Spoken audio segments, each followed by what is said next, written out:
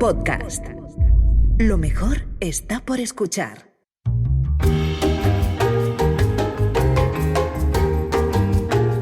Esto no es muy de la Guerra Mundial, ¿eh?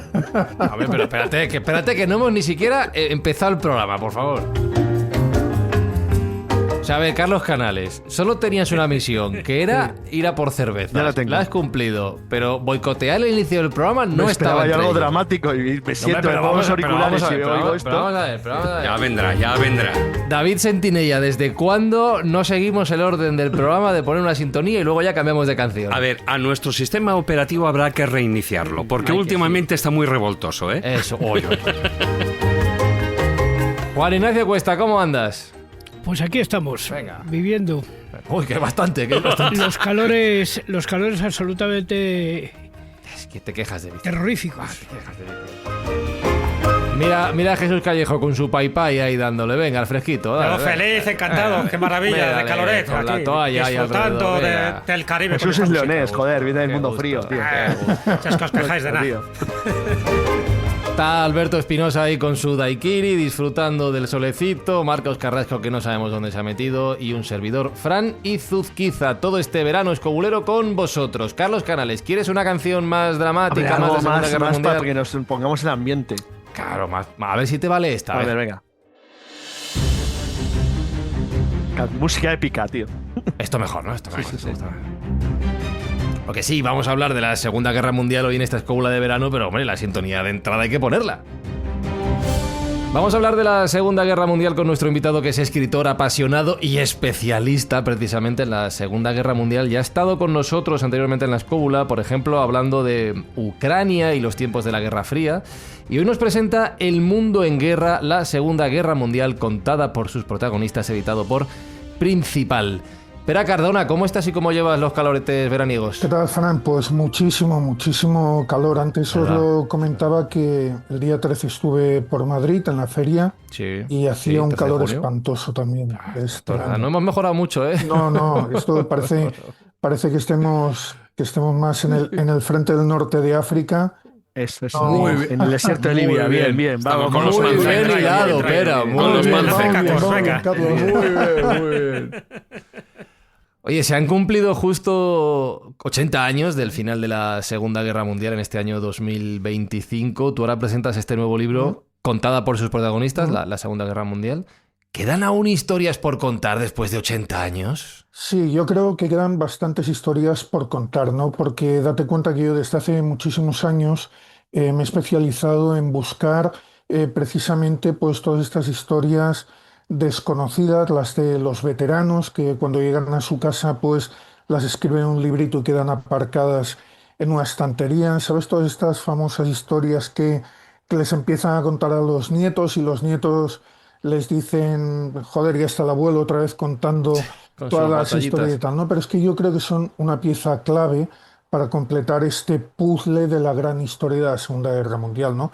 Yo siempre pongo este ejemplo, que fíjate, el día del desembarco de Normandía, el famoso día D, claro, cruzaron el Canal de la Mancha unos 150.000 hombres. Yo, bajo mi punto de vista, hay 150.000 historias del día D, del desembarco de Normandía, diferentes, porque cada cual la vivió a su manera, cada cual experimentó lo que fue saltar en paracaídas o embarcarse en una de las barcazas. Quizá la gran historia siempre ha pecado un poco de centrarse mucho más en lo que son los grandes líderes, tanto los estadistas como los militares que diseñaron todas las operaciones, ¿no? Pero esta pequeña historia ha quedado un poco relegada al olvido, ¿no? Y es la que precisamente a mí me gusta tratar de rescatar, tratar de hacer un poco de memoria histórica para que no se pierda, ¿no? Porque claro, desgraciadamente tempus fugit y muchas de estas personas nos van abandonando y se llevan consigo todas estas vivencias que la verdad es que hay algunas de ellas que son mucho más apasionantes que quizá pues todas las reuniones de estadistas que pudieron haber en su época, ¿no?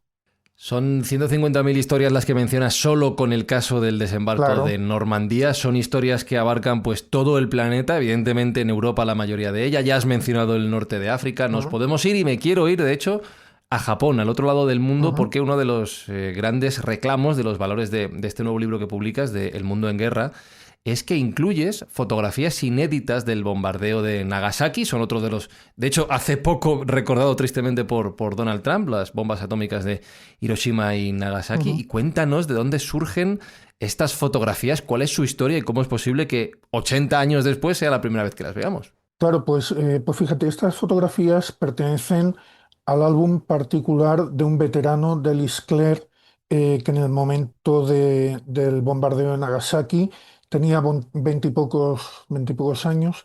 Él fue destinado como una de las fuerzas de ocupación y llegó a la ciudad un mes después del bombardeo, del 9 de agosto. Y una de las primeras cosas que hizo fue subir a una de las pequeñas lomas que habían quedado en pie y desde allí con una cámara de fotos pequeñita, pues quemó todo un carrete y se lo llevó para casa. Lo que pasa es que esta experiencia y todo lo que vio, la devastación que vio, lo dejaron tan traumatizado que reveló las fotografías, las guardó en un álbum y quedaron archivadas en la estantería de su vivienda particular, ¿no? Y no fue hasta cerca de 80 años más tarde que la familia contactó conmigo y me preguntó si me interesaba utilizar este material para poder explicar lo que fue el bombardeo tanto de Hiroshima como de Nagasaki. Yo, claro, lógicamente les dije que me interesaba muchísimo Hombre, te faltó el tiempo, claro. material. Me lo enviaron por correo. Fíjate, de las 20 fotos solamente se han podido rescatar 3 porque las otras 17, aunque están reveladas, estaban afectadas por la radiación. No el papel en sí, pero sí el carrete, claro, porque el carrete fotográfico estuvo afectado por la radiación. Solamente se salvaron estas 3 que son las que se publican en el libro y que, claro, es un testimonio fiel de lo que pasó en Nagasaki, pero que fíjate, es lo que comentamos antes, ¿no? Se habían quedado muertas de risa en una estantería, nadie le había hecho caso. Él durante toda su vida tampoco quiso hablar de lo que vio en Nagasaki y fue una vez fallecida que la familia decidió limpiar el piso, algo que tristemente vemos casi a diario, ¿no? La gente que nos Claro. da por ir a todos los mercadillos para buscar libros y cosas de estas, pues nos hemos encontrado con varias cosas de estas y bueno, pues me cayeron así. Fuera de aquí yo estoy bastante contactado con asociaciones de veteranos de Segunda Guerra Mundial y me ofrecieron este material. Esto, Carlos, es un Es caramelito que increíble, ¿eh? quería comentar una cosa que me parece genial, que desgraciadamente los oyentes no pueden ver, pero que en la fotografía que hagamos de grupo ¿Sí? lo van a apreciar y les pido por favor que se fijen en ello. Veréis. A ver. Dime. Pere tiene detrás, arriba de su librería, Espera. Mm, un cartel que pone San María Iglesia. Sí, sí. En Sí. cuanto que lo he visto, es que, de verdad, este libro ya mola. Pero, ¿y qué es? ¿Qué es? Mola. Cuéntanos la historia del Samara Iglesia cartel. Espera, porfa. Samara Iglesia es un pueblecito de Normandía que tiene Sí. 2 museos. Lo conozco muy bien. sí, Ujú. Tiene el Museo de Tropas Aerotransportadas porque es un lugar de Francia donde la noche, el 5 de junio de 1944, es decir, un día antes del desembarco de Normandía, el de la famosa película de Sí. Salvar al Soldado Ryan, fue objetivo de uno de los lanzamientos primordiales de marcación de sí, señales sí, y posicionamiento de la 101 y 82 aerotransportada de sí, Estados señor. Unidos. Y un paracaidista americano se quedó colgado el campanario de la iglesia de San María Iglesia. Te Se voy, quedó colgado. Qué puntería, ¿eh? te Qué voy- te bárbaro. voy a Y- hacer... Sí, sí, sí, Perdona, ahora vamos a acaba. contar. Y es cuando yo estuve en San María Iglesia, había un maniquí Sí, sí, de goma de un paracaidista colgado del campanario. sí, sí. Y entonces me pareció una cosa, habló del año 94, absolutamente fantástica, que me parecía absolutamente genial. Y hay un museo muy bonito de las tropas aerotransportadas, el de desembarco, porque es el lugar emblemático del asalto Sí, previo a la Operación Overlord. De verdad, qué cosa más genial que tengas eso Sí. colocado encima de tu librería. Quería Pues hacer fíjate, alguna te voy puntualización, a Pérez. dar un par de breves apuntes, Es ¿vale? fantástico. Quedaron 3 colgados del campanario. Anda, mira. De lo que es el edificio Sí. del campanario, Sí, sí, sí. quedaron Sí, donde 3. está Lo que pasa colgado, es que sí. solo se conoce uno. Y el maniquí está Sí. colgado en el lado opuesto a donde él cayó. Exacto, cayó efectivamente, eso sí lo Cayó sé, sí. en la parte de Sí. atrás. Lo que pasa es que la parte de Sí. atrás es un callejón Hombre, es menos estético, claro. que no lo ve nadie, entonces No da la plaza. decidieron, Claro, sí, sí. decidieron colgarlo en esa parte para que lo viera todo el mundo. Pues fíjate, Genial. precisamente en la plaza esta de Saint-Méréglise pude entrevistar a uno de los veteranos que participó en las primeras oleadas de desembarco, ¿no? Pues sí, será muy mayor ya, ¿eh? Porque, Sí, joder. sí, era bastante mayorcete.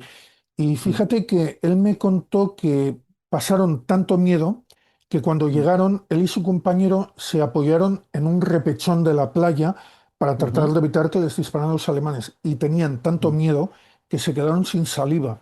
No podían hablar entre ellos. Entonces, uno de los dos llevaba un chicle en el bolsillo, lo partió por la mitad, se lo dio a su compañero, empezaron a producir saliva y a partir de aquí pudieron hablar entre ellos y pudieron ver a ver cómo salían de aquella situación, ¿no? Cómo podían subir a aquel repechón bueno, y salir de la playa, ¿no? Fíjate qué momento, qué reconstrucción. Joder. Y quiero volver a lo de Nagasaki. Ahora Sí, Jesús y David también quieren preguntar, porque hay otro de los pasajes que tú reconstruyes en el libro que me parece alucinante y que te quiero preguntar a raíz de lo que cuentas, que es precisamente tú reconstruyes las conversaciones de los bombarderos que lanzaron, del Enola Gay y del Bockstar, que lanzaron las bombas claro. sobre Hiroshima y Nagasaki. Yo me planteo, ahora nos cuentas cómo fue ese momento, pero claro, las personas que tengan que ejecutar esa acción siendo conscientes de lo que va a pasar. Yo no sé qué puede pasar por sus cabezas en esos momentos. Tiene que ser Es tremendo. que fíjate, esta es una de las cosas que a mí siempre me ha interesado, que es tratar de descubrir esta intrahistoria, ¿no? Entonces, a raíz de las fotografías de Ellis, yo pensé lo mismo que tú comentas, ¿no? Bueno, ¿qué era lo que pensaban estos tripulantes? ¿Qué era lo que pensó Paul Tibbets? Porque Paul Tibbets, que era el piloto del Enola Gay, el que soltó la bomba sobre Hiroshima, hay multitud de leyendas urbanas, una de las más conocidas que dice que se había retirado como monje una vez que acabó la Segunda Guerra Mundial y que nunca más quiso hablar del tema y tal, y es falso. Él siempre estuvo de acuerdo con lo que había hecho. Él dijo en múltiples ocasiones que si tuviera que volver a hacerlo, lo volvería a hacer, porque bajo su punto de vista había salvado muchísimas vidas a cambio de lanzar esta bomba atómica que no olvidemos que, a ver, el impacto del 6 de agosto mató de golpe a 80.000 personas, durante los 2 meses siguientes murieron otras 166.000 y al cabo de 2 años, pues fíjate la cantidad de gente que quedó afectada por la radiación, ¿no? Entonces empecé a buscar por registros oficiales a ver si estaban grabadas lo que era la conversación entre los tripulantes.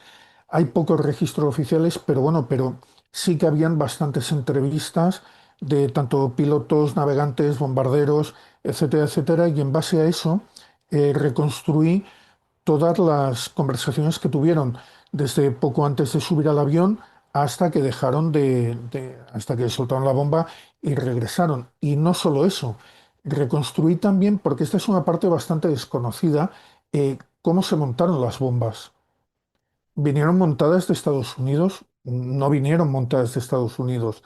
Partieron de Alamogordo, que fue del Laboratorio Nacional de los Álamos, que es donde se diseñaron las bombas. De allí fueron a Hawái, luego de Hawái cruzaron el Atlántico hasta la isla de Tinian, y en la isla de Tinian hubo un equipo de 51 ingenieros que fueron los encargados de montar la bomba, por así decirlo de forma un poco coloquial, rollo IKEA. Sí, estaba pensando eso.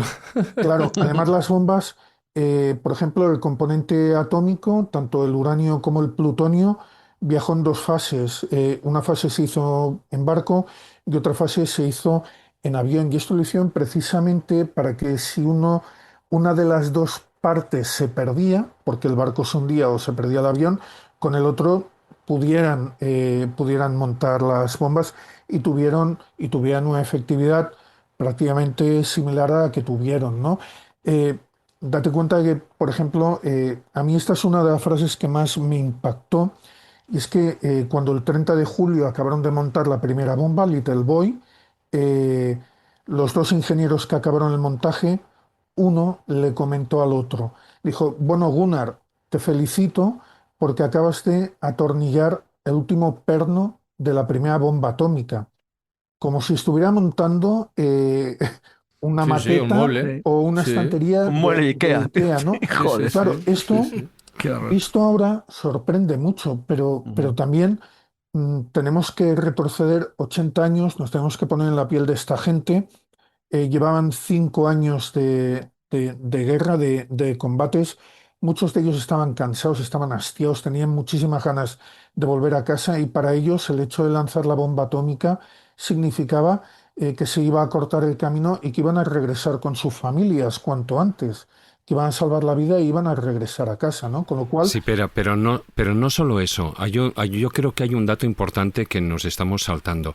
Y es que hoy en día sabemos las consecuencias de una bomba atómica. Sí, correcto. Ellos no lo sabían. Correcto. Cuando ellos saben bomba atómica, pues es como un nombre, como yo que sé, como automóvil, Sí, como tren. Entonces, bomba atómica, pues vale, es un objeto y tal cual, y que es una bomba más gorda. Pero Objeto no jodidillo, saben tío, exactamente las consecuencias a nivel civil que va a tener, ni las consecuencias, ya no solo es eso, sino a largo plazo. Sí, Es sí. decir, por consecuencias de la irradiación. Entonces, claro, una cosa es lo que... Perdón, David, aunque parezca increíble, no lo supieron hasta muy avanzados los años 50. Seguían Claro, sospechando que no era tan exactamente. grave. Supieron las Es consecuencias increíble, tío, después, sí. mucho después. Sí, pero Es que de fíjate que hecho- aún así el piloto del Enola Gay acabas de decir, Pera, que no tenía remordimiento y que lo consideraba No, no, un mal menor. normal. Es que de hecho, de toda la tripulación, los únicos que conocían la misión eran el piloto, el navegante, Dirvan Kirk, y luego el ingeniero que montó la bomba en pleno vuelo, porque la bomba, claro, por motivos de seguridad, cuando se montó en el avión estaba inerte y luego fue en pleno vuelo cuando uno de estos ingenieros tuvo que bajar hasta la bodega de bombas, tuvo que retirar un par de piezas y colocar otras que cerraban el circuito eléctrico de Joder, detonación. qué momento. Esto Qué se momento hizo en pleno vuelo y qué luego, valor. claro, la bomba a partir de aquel momento ya quedó activada para poderse lanzar, ¿no? Pero lo desconocían todos. De hecho, a ver, el piloto del Enola Gay, durante el vuelo, una vez que el vuelo ya estaba bastante avanzado, fue hablando con todos los tripulantes y les explicó y les dijo, chicos, ¿sabéis cuál es el alcance de nuestra misión hoy? Hoy vamos a lanzar una bomba de un poder descomunal. Hubo uno de ellos que le preguntó y le dijo además con esta palabra textual, le dijo, no estaremos jugando con átomos. Y el piloto, Paul Tibet, le dijo, Joder. sí, sí, ha estado en el clavo, estamos jugando con átomos. Pero ellos desconocían, claro, Claro. eh, el primer bombardeo, en el segundo bombardeo, la de Nagasaki, toda la gente cuando subió al avión ya tenía muy claro que aquello era una bomba atómica. Además, una bomba atómica, fíjate, que esto también me sorprendió bastante, porque la segunda ciudad donde se tenía que lanzar la bomba atómica no era Nagasaki. La segunda Claro. ciudad era otra ciudad que se llama Kokura, que Kokura. tenía un arsenal bastante amplio y era el objetivo. A ver, eh, una pregunta que te quiero hacer. ¿Es Dime. verdad que en el caso de Nagasaki se pensó no bombardear lo que fue objetivo secundario porque era la sede de la mayor colonia cristiana de Japón? A ver, yo esto ¿O lo no? había ¿O es una leído. leyenda urbana? Lo que pasa es que Mm, no hay constancia ya. documental. Entonces, al no haber y es un dato que yo también lo quería aportar en el libro. Lo que pasa es que, claro, al no haber constancia documental, no quise aportarlo porque quieras que no, es un poco ampliar un poco la posible leyenda, ¿no? Y no quise aportarlo, ¿no? Pero lo cierto es que en Nagasaki era un objetivo secundario, el objetivo primario era Kokura. Lo que pasa es que cuando el avión sobrevoló Kokura, la ciudad estaba tapada por nubes, en primer lugar, Ujú. y en segundo lugar, un pequeño grupo de cazas japoneses descubrió al grupo, se lanzó contra el avión y entonces Charles Sweeney, que era el comandante del Boxcar, el comandante de la misión, decidió abortar Kokura y se fueron hacia Nagasaki y la bomba la lanzaron en Nagasaki. De hecho, también en la cultura popular japonesa, tú cuando vas por la calle y cruzas un paso de cebra y está a punto de atropellarte un camión y frena en último momento y no te atropella, la gente dice, qué suerte ha tenido este tío, ¿no? Pues allá en Japón, en la cultura japonesa, existe la frase de decir, este tipo ha tenido la suerte de Kokura, para definir Mm. un caso de estos, ¿no? Porque allá tiene muy claro a ver, que el objetivo era Kokura, que tuvo muchísima suerte la ciudad y el vuelo se derivó hacia Nagasaki, ¿no? Claro, Qué arbitrario.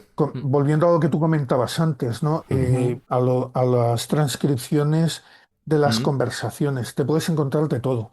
Desde gente que iba, por ejemplo, en The Great Artist, que era uno de los aviones que iba como apoyo para buscar cuáles eran las condiciones meteorológicas del vuelo, que uno de los tripulantes, cuando vio el hongo atómico, se horrorizó y dijo que ojalá Claro. que aquello no se podía explicar a la gente y mucho menos a los niños, porque lo que ellos habían visto en aquel momento, aquello no se podía compartir con nadie porque no era algo que pudieran saber los niños, ¿no?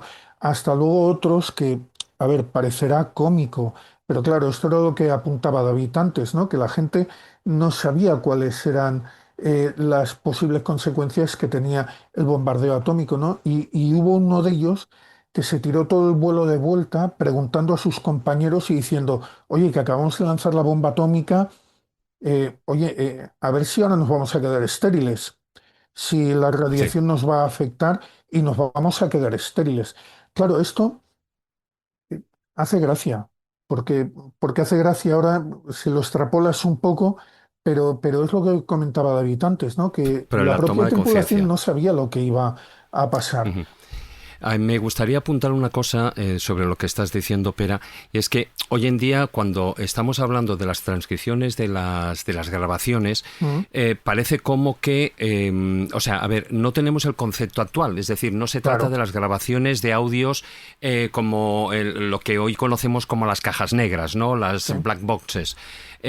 En aquella época no existían. Entonces, lo que se tiene son las transcripciones de las comunicaciones de radio, que no sí, son todas, ¿no?, lo que eran las cabinas, ¿no? Entre la cabina, entre las comunicaciones de radio mm, y las bases de control. Esas son las transcripciones que sí que fueron grabadas, que sí que fueron registradas. sí, Y luego también, si no me equivoco, están esas otras, bueno, lo que son todas las entrevistas, los diarios, las cartas, ¿no?, sí, que escribieron, ¿no? Y hay también hay algunas grabaciones que sí que fueron perdidas, sobre todo en el caso de Enola Gay, ¿no? mm, Que se encontraron unas grabaciones 40 años después, si no me sí, equivoco, ¿no, sí, Pedro? sí, Entonces, yo creo que, bueno, pues hay que tener en cuenta esas dos partes, ¿no? Más allá de la famosa frase que dijo ese Robert Davis, ¿no? Que es la frase más conocida, Dios mío, ¿qué hemos hecho?, ¿no? Y que se ha sí, utilizado en un montón de películas, ¿no? mm, Ellos cuando vieron el hongo, cuando vieron la explosión, sí que ahí tomaron un poquitín de conciencia del asombro y digamos, el horror de lo que realmente era una bomba, porque ellos habían visto el efecto de otras bombas, pero el efecto de esa bomba Nada igual. la estaban viendo aún cuando ellos iban en dirección contraria, podían sí, ver ese hongo en la distancia, ¿no? Con lo cual, sí que se podían hacer una idea realmente de lo que del problema que eso suponía. De ahí también el tema de a ver si nos vamos a quedar estériles, ¿no? claro, Más allá, o sea, puede parecer una frase fuera de contexto, pero en aquel momento hay que entenderla en ese momento, ¿no? Y en el contexto en el que era. Y luego es curioso lo que has estado comentando, lo de Kokura, ¿no? Que precisamente, ¿no?, por un problema de climatología, ¿no?, de mm, las propias nubes y tal, que incluso el piloto bueno, los pilotos del Boxcar, ¿no? Bueno, mm, que llevaban la bomba, ¿no? Tenían el problema porque temían quedarse sin combustible antes de echar la bomba, porque no claro. veían nada, no sabían dónde la No, iban a no, echar. y no solo por eso, yo es que eh, después, tras analizar toda la documentación oficial, todas las entrevistas no solamente a los pilotos o a la gente que participó directamente en los aviones que llevaba bombas, sino en los aviones auxiliares, tras analizar también todas las conversaciones que mantuvieron los propios ingenieros mientras iban montando la bomba, ¿no? Claro, yo es que tampoco quisiera hacer un spoiler para gente que quiera leer el libro, ¿no? Pero fijaros que aunque la primera bomba Little Boy, el lanzamiento de la primera bomba resultó exitoso, el lanzamiento de la segunda bomba fue un auténtico desastre. Es que es más, Sí, hubo efectivamente. 2 o 3 momentos en que la bomba estuvo a punto de petarles en las narices, por decirlo de Mm. forma, de Sí, sí. forma coloquial. Que esto también se desconoce bastante. No se ha explicado, Estados Unidos tampoco ha explicado mucho. Yo creo que no han explicado mucho tampoco, no han hecho mucho hincapié en la explicación de este segundo lanzamiento, porque si lo analizas de principio a fin, es que fue casi, vosotros sabéis esta famosa serie de una sucesión de, de catástrofes y desdichas que hasta hace poco estaba, no sé si en el canal Disney o en Netflix y tal, es que fue realmente una sucesión de catástrofes y desdichas hasta el punto que hubo 2 o 3 momentos en que estuvo a punto de explotarles encima, De ¿no? fracasar todo, sí, sí, sí. Estaba pensando, Jesús, que esta es la historia primero de un gran debate moral, la cuestión de si el lanzamiento de la bomba fue Muy un difícil mal ahora, menor o no, o lo segundo, esto es la historia de una gran chapuza. Que me perdone la gente de Hiroshima No porque yo fue lo he una contado, chapuza. pero Lo es malo la historia de una gran no, chapuza. no estoy de acuerdo en absoluto. No fue una chapuza. Lo malo es que era. No, me refiero a chapuza en el sentido de que vas a lanzar la bomba en un sitio, A ver. hay nubes, no, tal, no sé qué, lo tiro Da por otro igual, lado, casi pero me peta la cara. el objetivo es que Sí, daba sí. igual el No, lugar. no, Ibas a hacer una el bomba objetivo atómica. estaba claro, ¿no? Pero claro, Claro, fíjate, la cuestión, y es un debate moderno. A ver, Mi Pere, objetivo era darle la palabra a Jesús a todo No, esto, pero ¿eh? una cosa para Pere. Sí, Ahora, perdón. ahora. Una cosa para Pere, pura curiosidad. De verdad, esto es un tema casi hasta filosófico. El gran debate es, ¿debía lanzar sobre un lugar habitado o se debía hacer una demostración? Ese debate lleva Ostras, 80 años dando vueltas. te contesto ahora, Carlos, pero es que me sabe mal porque Jesús, es que lo hemos dejado, No, es que va en esa Ah, línea. tenemos ahí. lo hemos Pregunta- dejado con la palabra en la boca y me sabe mal por él. Lo tenemos porque- ahí. No, apartado. no. Habéis hecho una introducción perfecta a la pregunta que te quería hacer, espera. Y era precisamente ese debate moral, ¿no? Estamos hablando de las consecuencias físicas y evidentemente la cantidad de muertos que posiblemente pudieran haber sido evitados si se hubiera hecho otro tipo de estrategia, porque es verdad que en aquel momento Japón y sobre todo el emperador Hirohito no estaba recibiendo ningún tipo de provisión, ni de petróleo, ni de caucho, ni de materias primas. Por lo tanto, la caída de Japón era prácticamente inminente. Por eso digo, mi pregunta va de carácter moral. Es decir, y además incluso aprovecho para recomendar otro libro, aparte del tuyo, el de Juan Gómez. ¿Os acordáis que Juan Gómez le entrevistamos ya una vez aquí? Donde él habla de veteranos atómicos y donde tanto Truman como los altos mandos militares jugaron con este tipo de desinformación. Los propios soldados estadounidenses los utilizaron de cobayas para radiaciones en experimentos previos a lanzarla luego sobre Japón. Ya sabéis que se hicieron experimentos sobre los atolones, en fin, sobre distintas islas que quedaron devastadas durante años, y a los soldados americanos los utilizaron de cobayas sin tener ningún tipo de conocimiento de las consecuencias que iba a tener la irradiación atómica y nuclear. Vale. Entonces me refiero que sí que lo sabían los altos mandos estadounidenses y aún así no solo expusieron a sus propios soldados a este tipo de radiación sin decirles nada, ojo, y posteriormente también, porque muchos productos comerciales, por eso recomiendo Veteranos Atómicos, productos comerciales que vendían en Estados Unidos estaban hechos con uranio, con plutonio, y los vendían diciendo que, bueno, que te alargaba la vida y que era el mejor medicamento que te podías tomar, avalado por médicos. Lo digo para que veamos un poco el engaño sistemático al que sometieron las autoridades estadounidenses a la población civil y a la población militar. Pero luego la pregunta, por eso digo que me habéis hecho un poco muy bien ese trampolín para decirte, ¿realmente era necesario haber tirado esas 2 bombas o realmente, y con la cantidad de muertes que civiles, la mayoría, que tuvieron que pagar las consecuencias, o realmente era una cuestión de días o de semanas que Japón hubiera caído porque no tenía ningún tipo de suministro, sobre todo el suministro que venía, pues eso, sobre todo de las Indias Orientales holandesas y de toda la parte de Filipinas, que ya estaban cortadas las líneas de suministro. ¿Era necesario o sencillamente fue una prueba de fuerza de los estadounidenses diciendo, nosotros tenemos una bomba atómica y la tiramos sí o sí, pase lo que pase? Claro, es que aquí además hemos de introducir otra variable en esta ecuación que tú acabas de dejar caer o de introducir, bastante buena también, porque claro, no olvidemos que estamos a las puertas de la Guerra Fría. No olvidemos que salimos de Potsdam y no olvidemos que aunque de cara a lo que es la galería, por así decirlo, pues oye, la alianza aliada durante la Segunda Guerra Mundial era una roca sin fisuras y iban todos a una, etcétera, etcétera, no olvidemos que en el interín se estaban atizando de lo lindo entre ellos. Tanto Truman como Stalin, bueno, como luego Winston Churchill o Attlee, ¿no? Y yo creo que en aquel momento, claro, uno de los factores que influyó más en el lanzamiento de estas bombas fue lo que tú apuntabas, Jesús, que estamos a puertas de la Guerra Fría y Truman quiere dar un golpe sobre la mesa, quiere dar un puñetazo sobre la mesa y quiere decir, oye, esto se acaba, pero eh, para lo siguiente que viene, nosotros tenemos esta nueva arma y esta nueva arma va a ser la que me va a permitir liderar este nuevo orden mundial.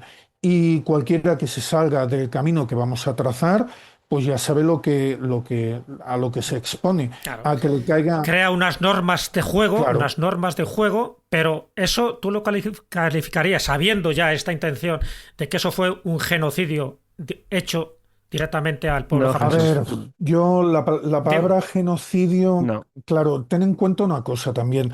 Ten en no. cuenta que en aquel Pero momento, estamos hablando de que lo podían haber evitado Jesús, y que aún así lo hicieron. ten en no. cuenta Sencillamente también, para ten en cuenta demostrar la Jesús, fuerza es un que debate tenían muy jorobado, en ¿no? contra de Laos.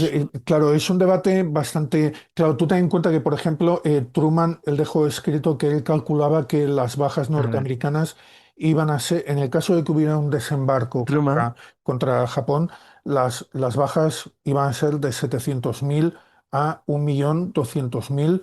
Truman Claro, tiene 20.000 muertos en 15 días de batalla en Okinawa. sí, Dile sí, ahora que no lance una bomba atómica. sí, sí.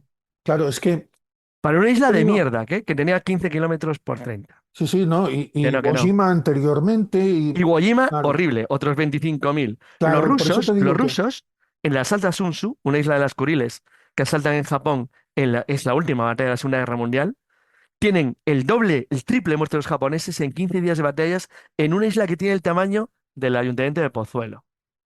O sea, es muy complicado explicar eso a la claro, opinión pública de tu país, decirle, espérate, tengo un arma definitiva, pero voy a perder 1 millón de soldados porque me apetece. Eso es imposible, Jesús. claro. Luego también tened en cuenta una cosa, porque antes alguno de Mm, vosotros lo apuntaba, creo que tú, Carlos, que lo apuntabas, ¿no? sí, no se puede. Si se había barajado lanzarlas sobre un objetivo civil o sobre Esa un es otra sitio. historia, que no lo sé, no tengo opinión Sí, sobre eso, la verdad, sí, ¿eh? se barajó. Hubo Mm. el comité científico que tenía que decidir sobre el lanzamiento de las bombas. Claro, una parte de este comité era totalmente contrario al lanzamiento de la bomba, otra parte era favorable al lanzamiento de la bomba, e incluso se llegó a barajar invitar a una delegación del gobierno Cruz Roja, ¿no? Algo japonés. así, ¿no? Sí. Sí, a una delegación del gobierno japonés para que observaran los efectos del lanzamiento de una bomba atómica sobre una isla deshabitada. Lo que pasa es que se desestimó, porque se desestimó hacer esto, ¿no? Es cierto que también hubo bastantes intentos por parte del gobierno japonés, porque estuvieron negociando con Portugal, se estuvo negociando también en Suiza, Ujú. pero claro, para Japón había un escollo insalvable en todo este tema, que era el término de rendición incondicional, porque la rendición incondicional suponía que no se iba a respetar la figura imperial, la figura del emperador. Y ellos eran totalmente contrarios a esto. Ellos, Hay una cosa que es verdad, después de las bombas atómicas, dos, Japón sigue combatiendo.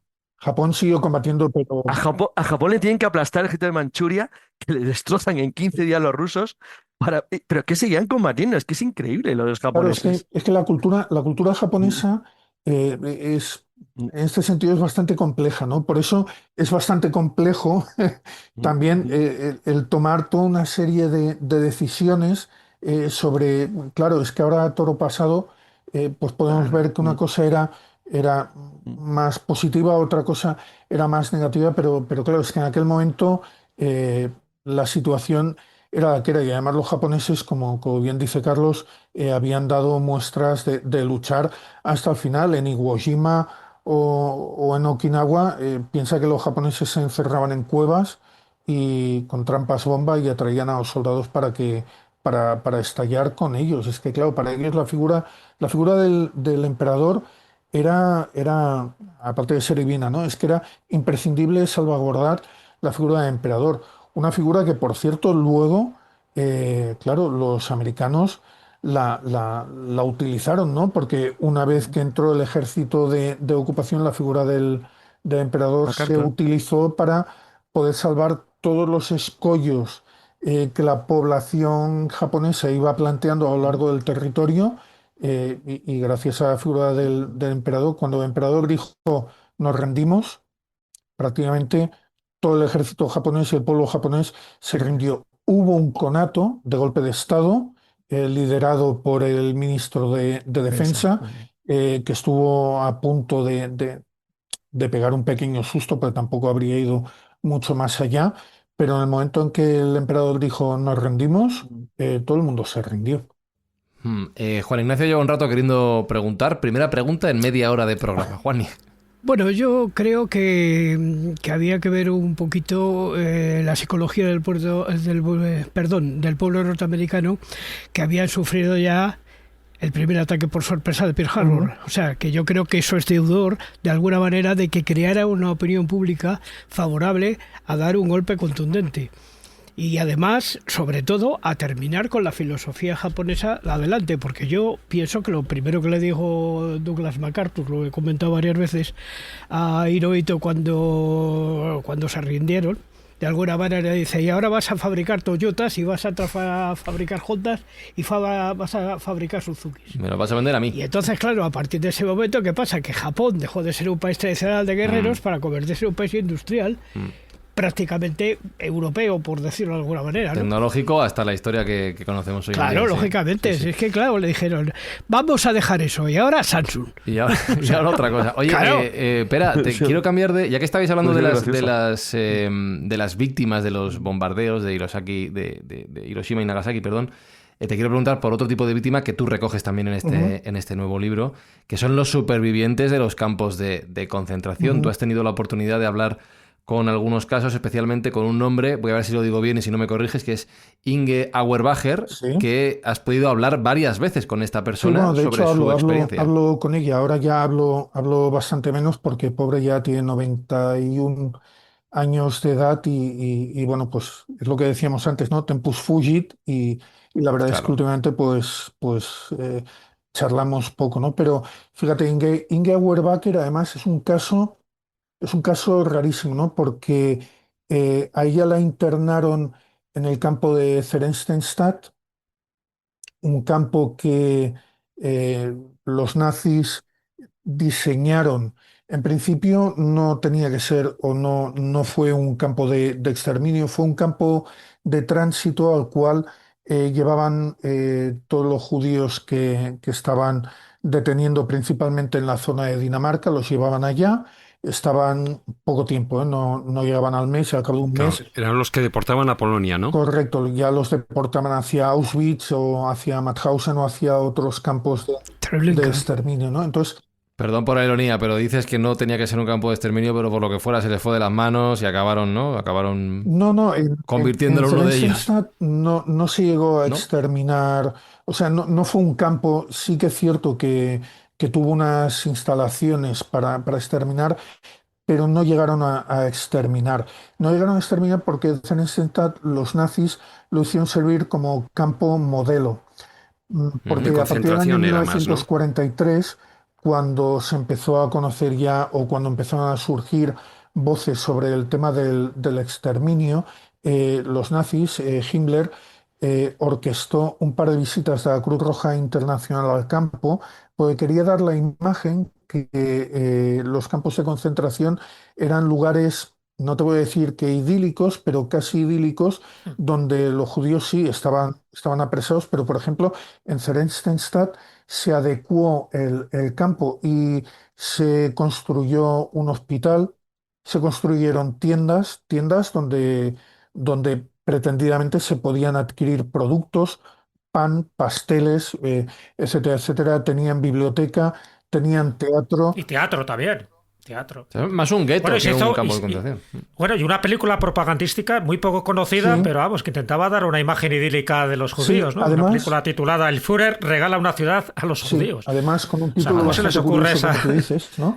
Y bueno, en este campo hubo un par de visitas de la Cruz Roja Internacional que dictaminó que el campo aquel, poco más que era una ciudad de vacaciones. De hecho, al principio, entre los primeros judíos que llegaron judíos jubilados que habían comprado un apartamento en el campo. Los nazis les vendían apartamentos para que pudieran escapar de lo que eran los rigores de la guerra y que ellos pudieran estar allá poco menos que como en un balneario, ¿no? Y entre O sea, encima lo pagaban. Sí, lo O sea, pagaron. encima Encima eso, lo pagaban. Lo pagaron, O sea, claro, como porque Marinador, asentamiento ciudad de modelo. lo vacaciones. encontraron, ¿no? Pero hubo gente que compró un apartamento, como si fuera Ay, un qué fuerte. apartamento estos Joder.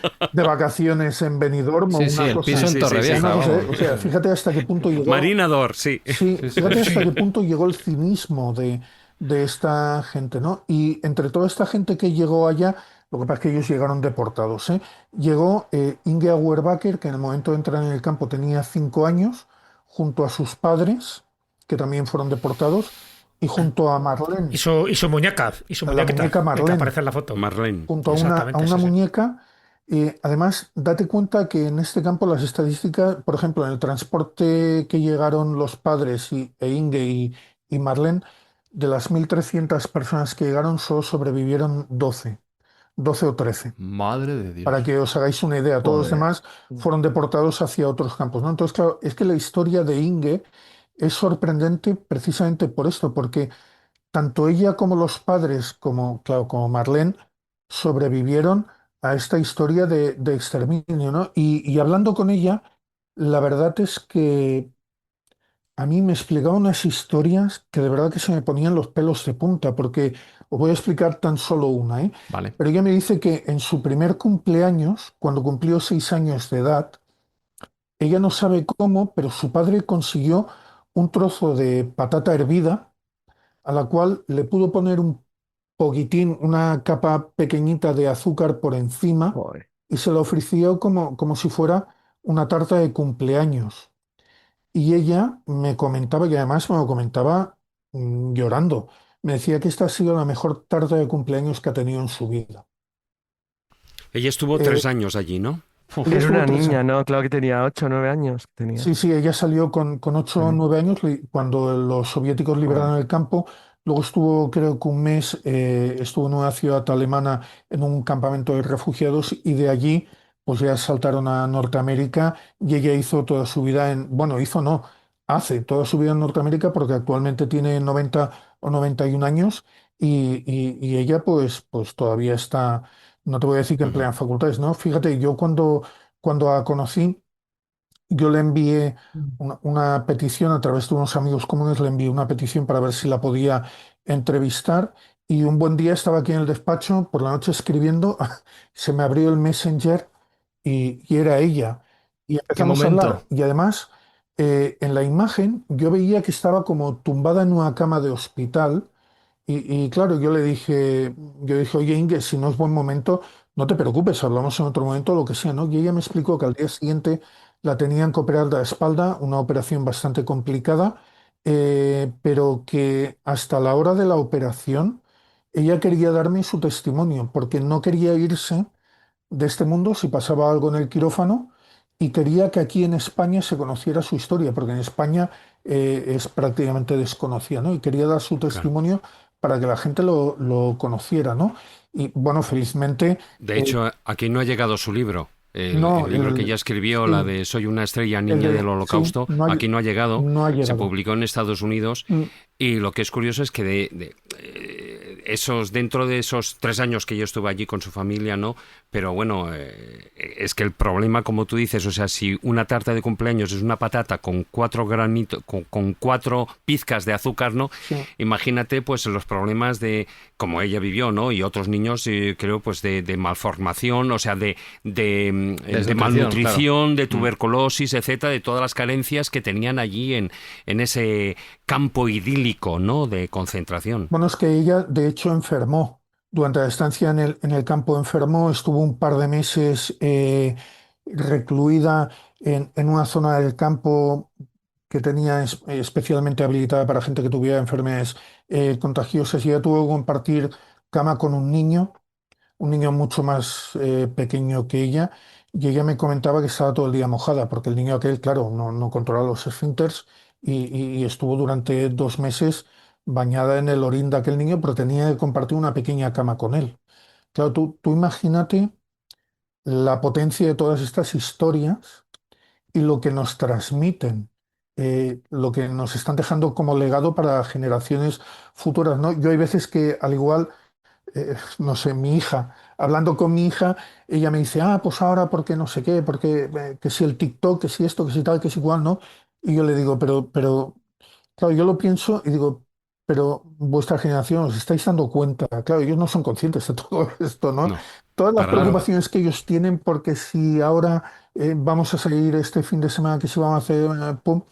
Y claro, cuando te sumerges de lleno en todas estas historias de niños de 5 6 7 años que tuvieron que pasar por el horror del holocausto, pues claro, es que te das cuenta que realmente muchas de las cosas que vivimos en nuestro día a día hay que banalizarlas porque es que no tienen nada que Mm. ver con las situaciones que vivió esta gente, ¿no? Yo por eso creo y por eso estoy muy empeñado en recuperar todas estas historias, no solamente la de supervivientes del Holocausto, ¿no? La de los propios veteranos. Tenemos Sí, muy... déjame que te voy a Sí, preguntar por historias también ahora de otros estilos, sí, pero Juan Ignacio quería preguntarte algo y ahora vamos con otras historias. sí. Bueno, cuando has estado hablando de los campos de concentración en Polonia, ¿eh? ¿Podemos dar por sentado de que el autor de la solución final fue Richard Heydrich o no? Bueno, el autor de la solución final fue Reinhard Heydrich, o por lo menos él era cabeza visible, pero detrás de Reinhard Heydrich, claro, estaba Himmler. Sí hay que tener en cuenta que Reinhard Heydrich fue un personaje totalmente siniestro, el hombre de corazón de hierro, como lo Claro. definía Hitler, y que en Alemania los Qué propios buena película, ¿eh? jerarcas, claro, los propios Mm. jerarcas nazis le tenían pánico a Heydrich. De hecho, bueno, lo que pasa es que nos vamos un poco de tema, ¿no? Pero cuando hubo el atentado a Heydrich a Praga, sobrevivió el atentado, lo internaron en el hospital y estuvo 4 o 5 días más o menos respondiendo a los tratamientos y de golpe y porrazo un buen día apareció un médico porque él quería ser tratado por un médico alemán, el médico personal de Himmler que llegó allá, y desde el momento en que llegó el médico personal de Himmler, la salud de Heydrich cayó en picado y falleció al cabo de 2 o 3 días, Mm. ¿no? Y siempre ha habido la teoría esta de que a Heydrich, eh, Himmler había acabado con Heydrich en Praga porque precisamente el que lo había tutelado, pues veía que era un hombre totalmente peligroso, ¿no? Había muchísimos jerarcas nazis que tenían pavor, le tenían pánico a Heydrich, ¿no? Hablaba Espera de la figura de los veteranos, hemos hablado mucho de las víctimas hasta ahora. Mm, Los veteranos, evidentemente, también son participantes en la guerra, lógicamente, y en cierta parte víctimas, porque claro. muchos se ven arrastrados a un conflicto que no va con ellos muchas veces, y viven situaciones que se van a quedar marcadas de por vida en su psique. Sí, sí, totalmente de acuerdo. Mira, en el libro este, por ejemplo, yo mantuve una relación bastante fluida con un veterano alemán, con Gunther Halm. Gunther Halm participó en el norte de África, Carlos, Ujú. estuvo luchando contra las tropas británicas en el Alamein y hubo un pequeño, una lucha que se dio en la cresta de Reweisat, que él Sí, solo... Rewisat es el primer intento de Sí, sobrepasar el Alama y la sonda de correcto. Salanjalpa. Sí. Correcto, pues La en Son primera dos, batalla. Reweisat, son dos intentos, él, la Sierra Rewisat y el segundo de sí, Salanjalpa. Sí.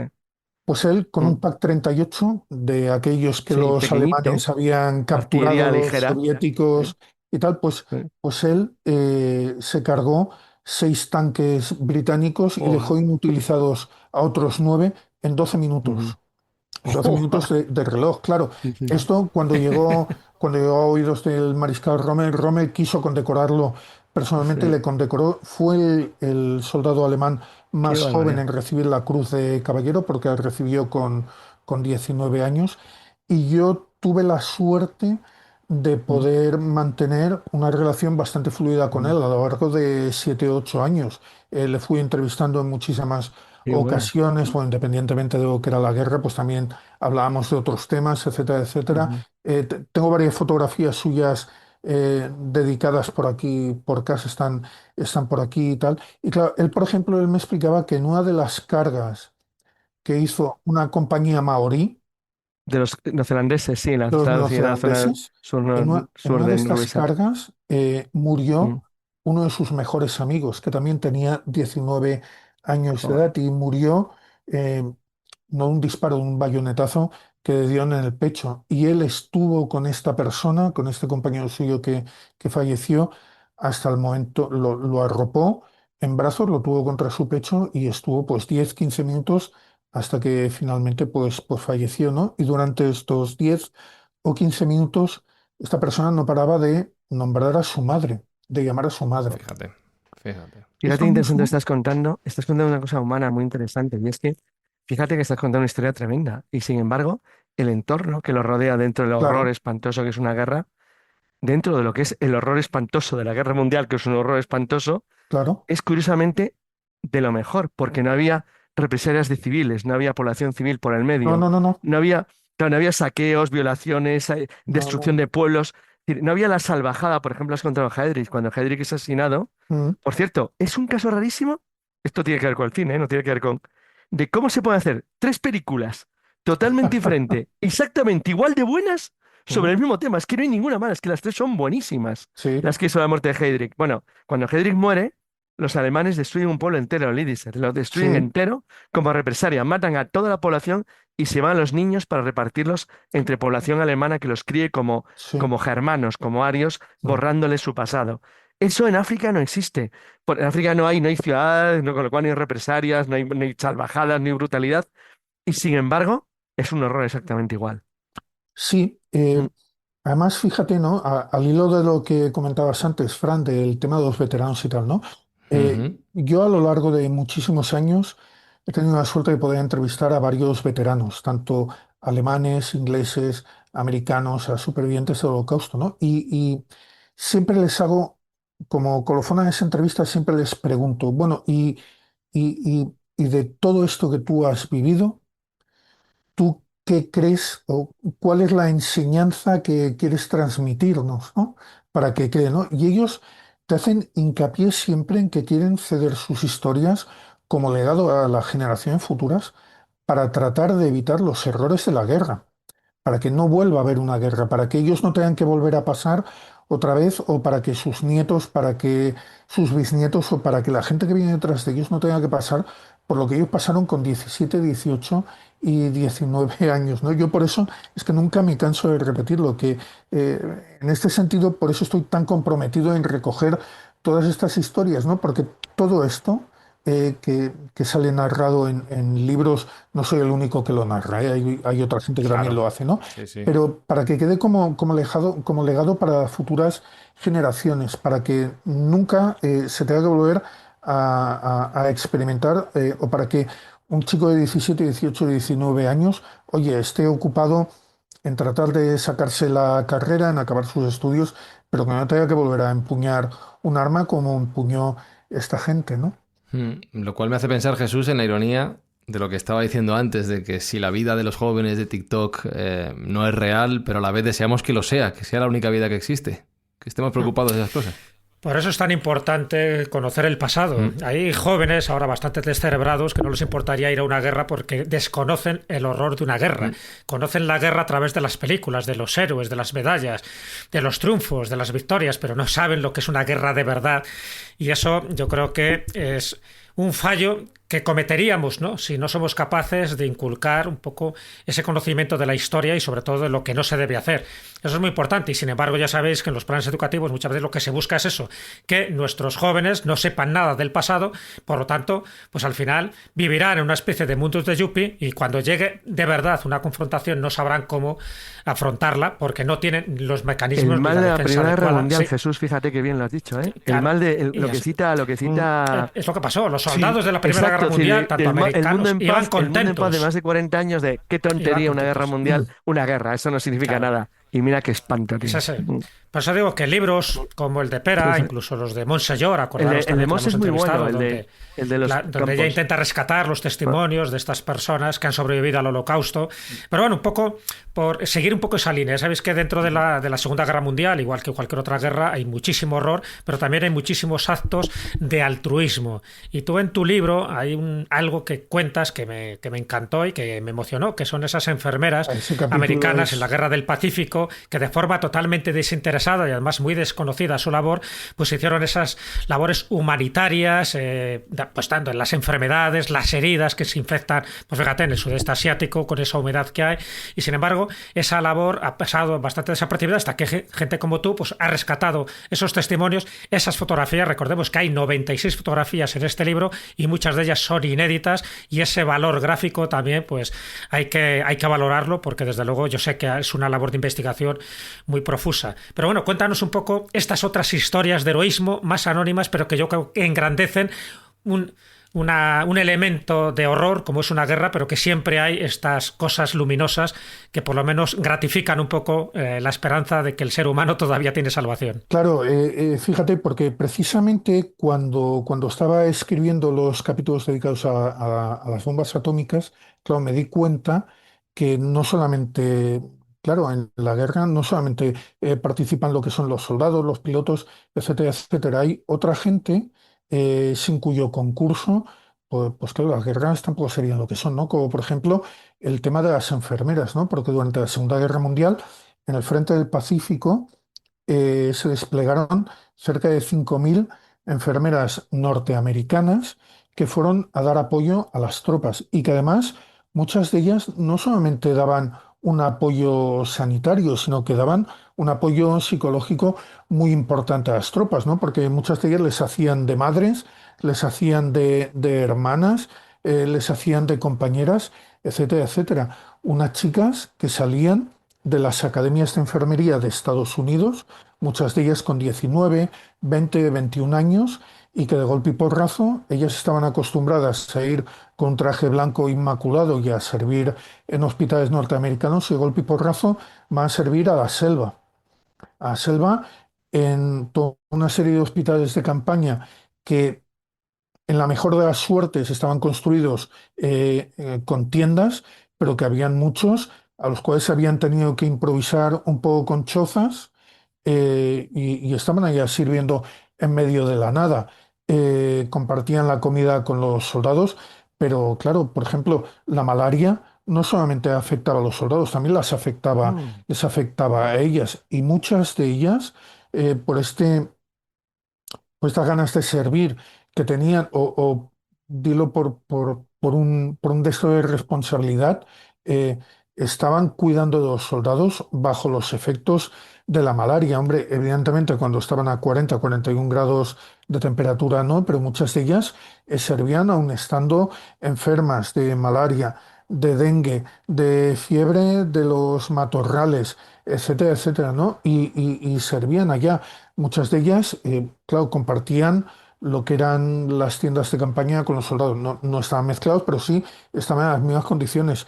Se tenían que bañar en ríos repletos de sanguijuelas, tenían que dormir al aire libre, comían lo que comían, bebían el agua tratada, que aquello tenía que ser horrible, aquella agua tratada, etcétera, etcétera. Y lo hicieron sin esperar nada a cambio, porque muchas de ellas, una vez que acabó el conflicto, regresaron a casa.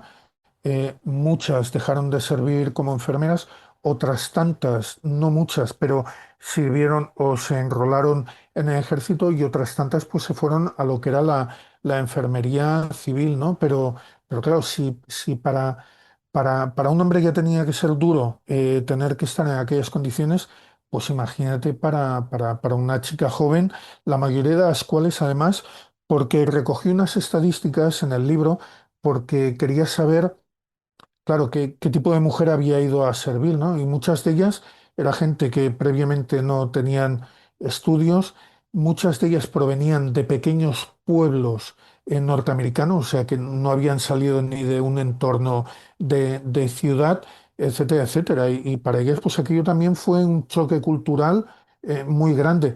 Muchas de ellas, por ejemplo, cuando sirvieron, si tenían que servir a pacientes locales, especialmente a chinos, los chinos no querían saber nada de ellas, las maltrataban porque culturalmente ellos no aceptaban que una enfermera le proporcionase estos cuidados, ¿no? Y no obstante, con todo y con eso, pues sirvieron hasta las últimas consecuencias, algunas de ellas pocas, pocas murieron en combate porque ellas no estaban destinadas al frente, sino que estaban un poco en posiciones de retaguardia. Pero bueno, sirvieron a bordo de aviones, en los buques, muchos sufrieron también los efectos de los ataques kamikaze, sirvieron en trenes, en ambulancias, es que sirvieron en todos lados, ¿no? Y la verdad es que es encomiable el servicio que hicieron estas jóvenes. Pues historias personales de una de las peores guerras que hemos vivido, la Segunda Guerra Mundial, historias de víctimas, historias de veteranos, historias de héroes e historias de heroínas, como acabas de mencionar en el caso de las mujeres que asistieron médicamente a todos los soldados y heridos, son las que cuenta Pere Cardona en este nuevo libro, El mundo en guerra, la Segunda Guerra Mundial, contada por sus protagonistas, que os recuerdo que está editado por Principal. Pere, te iba a despedir con algo que ya sé que es imposible. Que ojalá no haya más historias personales de guerra que contar en el futuro, pero está la cosa complicada ahora mismo. Está un pelín no complicado. Aprendemos. Estamos en un momento bastante convulso. Yo no sé si estarás de acuerdo conmigo, ¿no, Carlos? Pero yo creo que estamos en un momento en el cual vivimos un poco lo que sucedió al final de la Segunda Guerra Mundial, ¿no? Yo creo que jodidísimo. ¿Sabes por qué? ¿Tú no tienes la sensación de que lo que no hay es control? ¿De que no hay nadie al volante? Bueno, yo creo que no hay, sinceramente yo creo que no hay nadie al volante, ¿no? Porque es que si ves todas las decisiones que se están tomando por parte de todos los grandes líderes, excepto los chinos, que los chinos están ahí a la espera, mutis al foro, porque ellos siempre están un poco en segunda línea a ver qué es lo que está pasando y tal. Yo la verdad es que hay decisiones que se están tomando que, bajo mi punto de vista, son como poco sorprendentes, ¿no? Quiero enviar, bueno, hablaremos luego, después te quiero mandar el futuro libro que espero que salga en marzo de Miguel y mío. Oh, mira. Hombre. Se llama, es un capricho, o sea, yo no escribo desde hace ya un tiempo, pero esto es que es un capricho, digo, tengo que sacar esto antes de jubilarme. Se llama Guerras sin recuerdo, sobre guerras dentro de la Segunda Guerra Mundial. Ostras, Hungría con Eslovaquia, Francia con Tailandia, cosas que nadie fantástico. conoce en absoluto. Rarísimas, tío. Acaban de decirse dos cosas imposibles. La primera, por desgracia, que no contemos más historias de guerra en el futuro. A lo mejor sí, no te fíes, Canales... eres optimista, Frank. Vale, pues entonces la segunda sí que es imposible del todo. Que Carlos Canales se vaya a jubilar, eso no me lo creo. Pere Cardona, gracias por acompañarnos hoy en la Escóbula de la Brújula. Muchísimas gracias a vosotros. Qué poca fe tiene Frank, tío. A ti, Pere. Un abrazo, Pere.